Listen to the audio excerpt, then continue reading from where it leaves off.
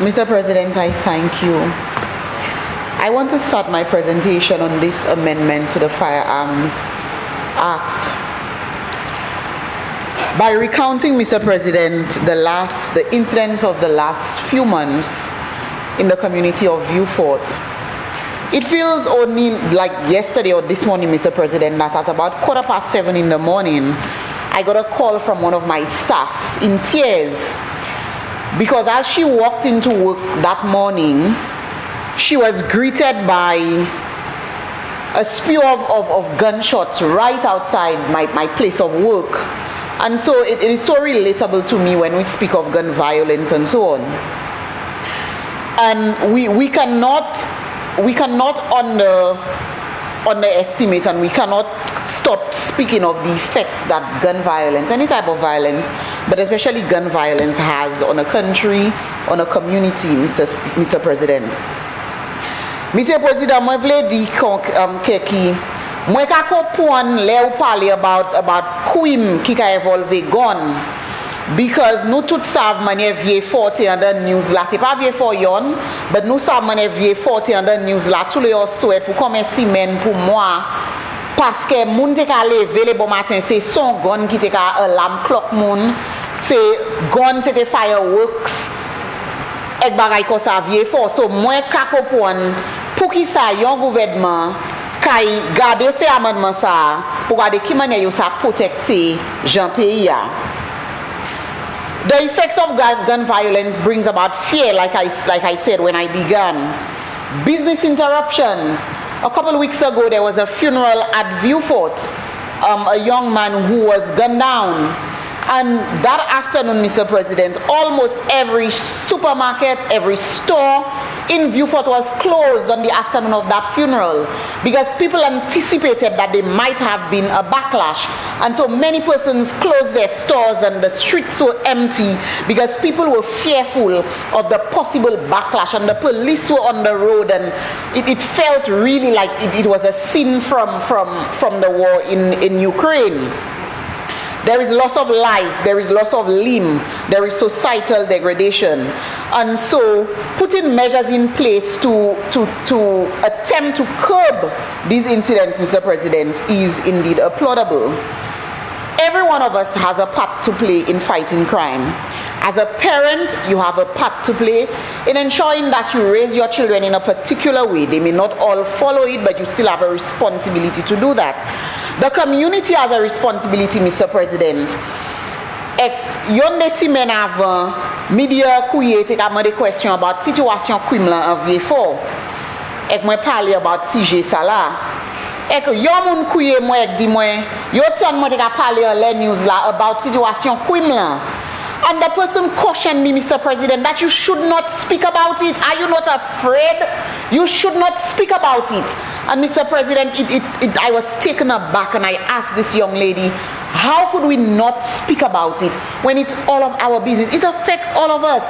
How could we all sit around in a community, in a country, and say nothing when our children and our parents and our brothers and sisters, our neighbors, our friends are falling down and dying as a result of crime? How could we not speak about it? In my opinion, by not speaking about it, we are perpetuating the behavior, and we are no better than those who pull the trigger, Mr. President. Yes.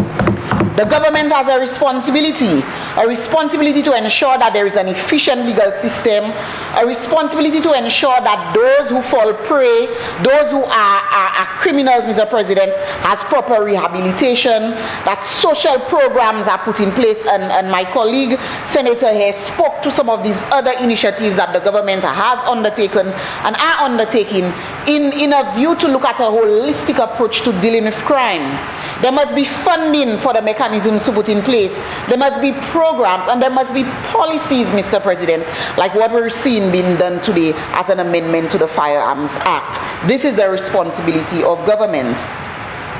There is no standalone approach, and like I indicated, my colleague here mentioned some of the others, like the resources, both physically and training to the police and so on, Mr. President. These are some of the other measures that the government has put in place to aid in the fight against violence and gun violence, Mr. President.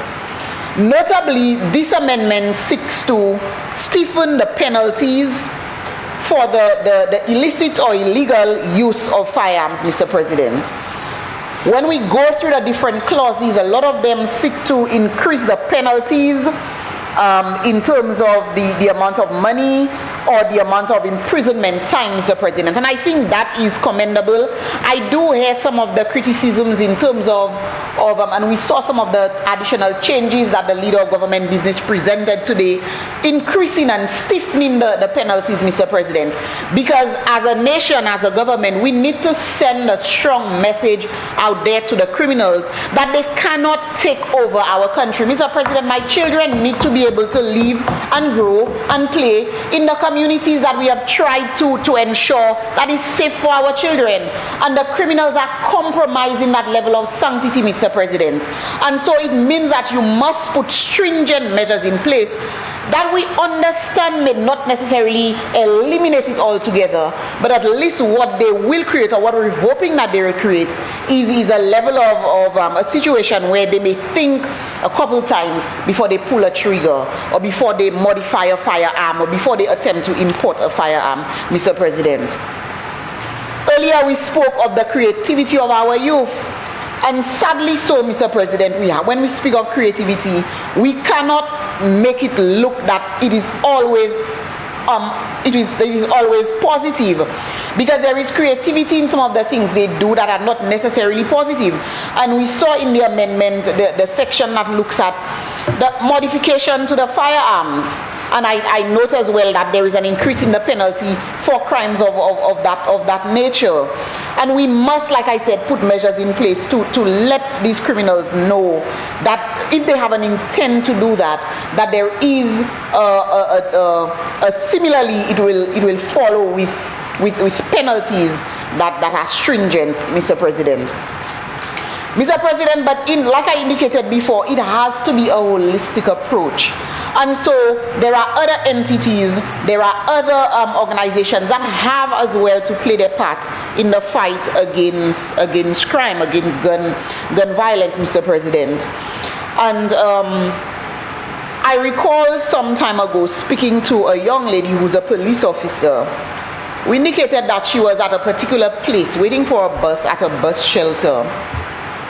And these young guys, not knowing she's a police officer, she was in plain clothes, walks to the bus stop, and they're seated there and they're having a conversation. Perhaps not even mindful, or it's simply that they brazen enough and they don't care that this young lady who's not part of the conversation is sitting right next to them. And she's recounting that she's hearing them speaking of intelligence that they received from a colleague police officer about an intent to carry out an operation, Mr. President. And so we know that there are elements within the police force, and I applaud the police officers who do what they're supposed to do, who do it in the proper way, who ensure that the oath that they took to secure our country, that they take it very seriously and they carry out their task with pride, Mr. President. But the reality is we also cannot run away from the fact that there are some of them in there who work alongside the criminal elements, Mr. President, and they seriously affect the ability of the police force as an entity to do what they are supposed to do. And so they too, as much as we modify, we amend, we increase the stringency of the act, Mr. President, these agencies, these entities have to do what they were created to do in order to ensure that we achieve what we're seeking to achieve. Customs, Mr. President.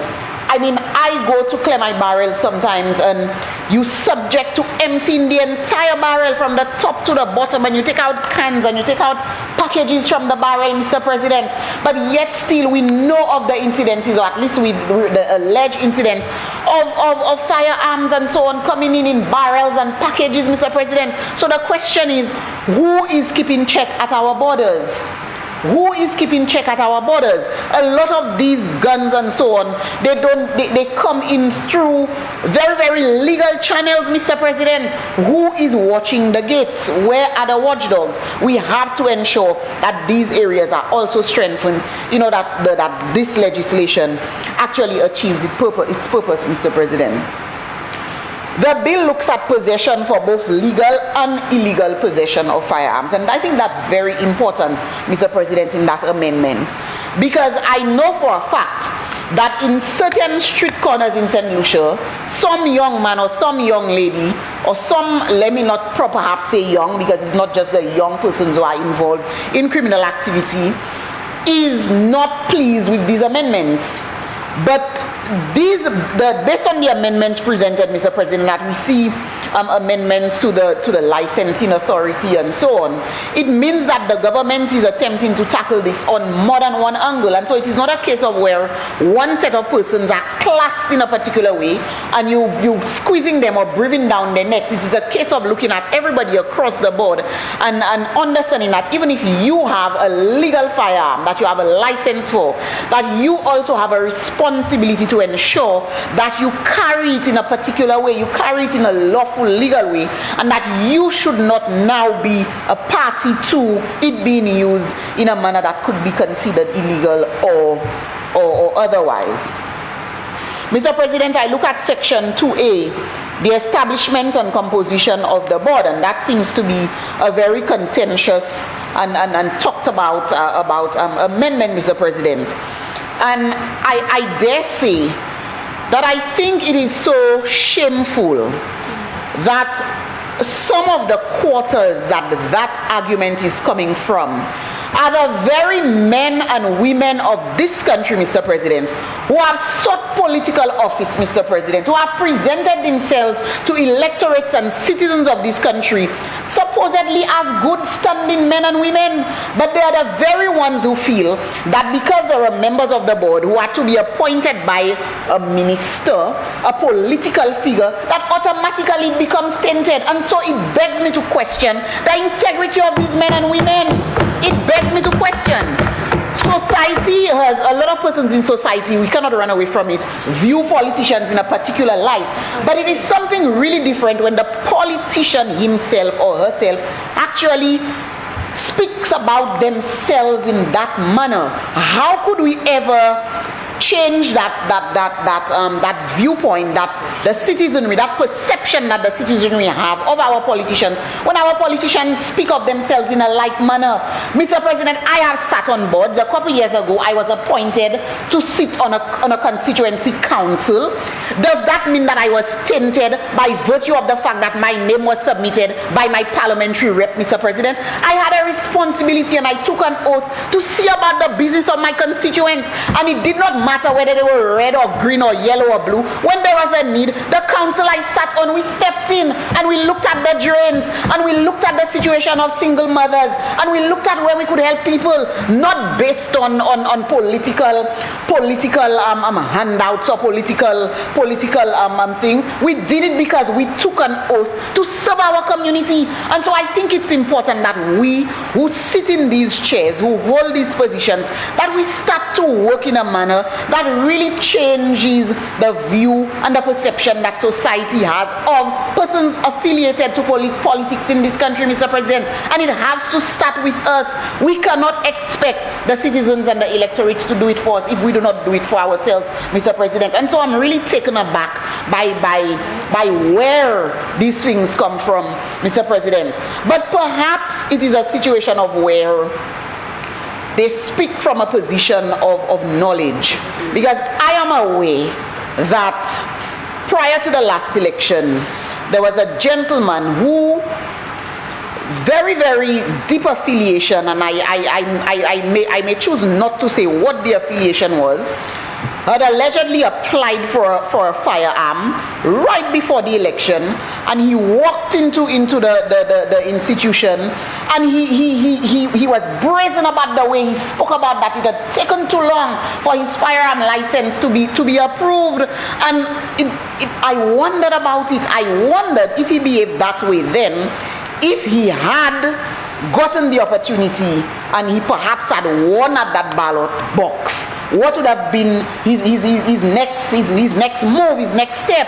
And so perhaps when they speak of these things, they speak because they can relate to that sort of largesse when it comes to persons affiliated with political connections and their need or their want for a firearm, Mr. President. And that it is concerning to me, and I think that it does not give us the confidence that we need to look at our politicians, our political system, and our system of governance, Mr. President.